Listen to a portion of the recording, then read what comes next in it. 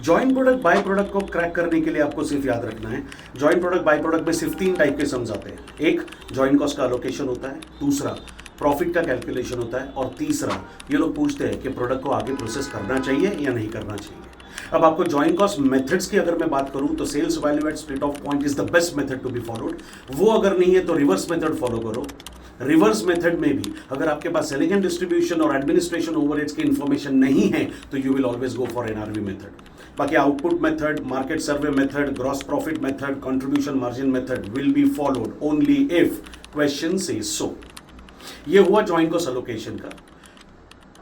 आगे प्रोसेसिंग करना है तो 5 स्टेप का एनालिसिस आपको याद रखना है। Take the final sales value processing के बाद वाली, उसमें से sales value at split off point minus करो जो आज मिलेगी बिना प्रोसेसिंग के, आपको एडिशनल रेवेन्यू मिलेगा। उस एडिशनल रेवेन्यू में से एडिशनल कॉस्ट माइनस कर दोगे तो आपको अगर प्रॉफिट मिलता है तो आगे प्रोसेस कर लीजिए, अगर आपको लॉस मिलता है तो आगे प्रोसेस करने की जरूरत नहीं है, स्प्लिट ऑफ पॉइंट पे भेज दीजिए।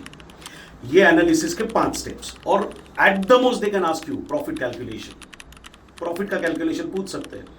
सिर्फ एक चीज याद रखना, जॉइंट कॉस्ट एलोकेशन के लिए और फर्दर प्रोसेसिंग के एनालिसिस के लिए आपको क्वांटिटी मैन्युफैक्चर्ड ही कंसीडर करनी है, क्योंकि जॉइंट कॉस्ट एक प्रोडक्शन कॉस्ट होती है और फर्दर प्रोसेसिंग की अगर बात करते हो तो आप प्रोडक्शन की बात कर रहे हो। लेकिन प्रॉफिट की अमाउंट अगर ढूंढनी है, सिर्फ प्रॉफिट की अमाउंट ढूंढनी है तो क्वांटिटी सोल्ड आप यूज करोगे। जॉइंट प्रोडक्ट बाय प्रोडक्ट का गुरु मंत्र।